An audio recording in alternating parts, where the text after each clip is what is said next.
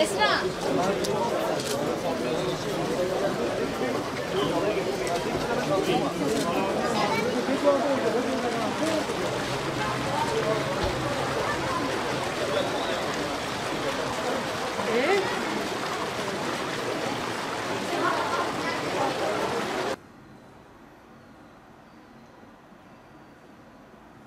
Şimdi tabii toplumlarda anayasalar ciddi bir rol oynuyor. Toplumun temel yasası olduğu için bütün kanunların dayanması gereken bir yasadır anayasa.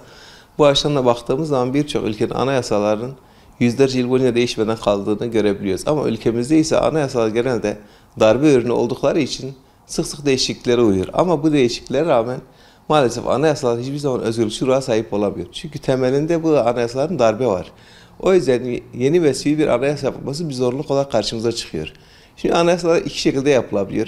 Ya asli kurucu iktidarlar yapabilir. Yani bir devlet yeniden kurulduğu zaman yapılan şeyler veya darbeden sonra darbecilerin yaptıkları anayasa asli kurucu anayasalar haline geliyor. Ama bir de siyasi partilerin bir araya gelerek konsensusla çıkardığı anayasa var da bunlar da tali anayasalar olarak görülüyor. Şimdi tabii ülkemizde en son yapılan anayasa 82 Anayasası.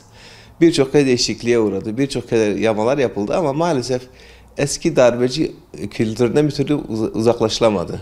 O yüzden de halka halen yeterince hitap edemiyor. Baktığımız zaman birçok siyasi partinin parti programında yeni anayasa var. Hepsi de anayasadan memnun olmadıklarını ve bunu değiştirmek istediklerini söylüyorlar.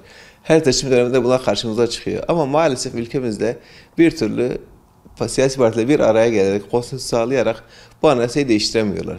Tabii bunun temelinde ne var? Her partinin kendi kafasındaki anayasa fikri biraz daha farklı.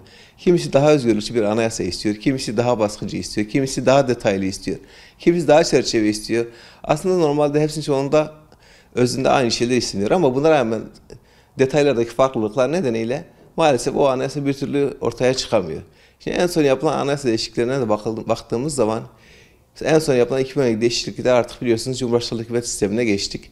Artık yürütmeyi de halk seçebiliyor. Ama maalesef anayasada buna ilişkin düzenlemeler yapılamadı. Halen anayasa yargılamanın yargı, yürütme ve parlamentonun ayrı olduğu bir şeyi yansıtamıyor. Çünkü iki ayrı düzenleme yapıldı.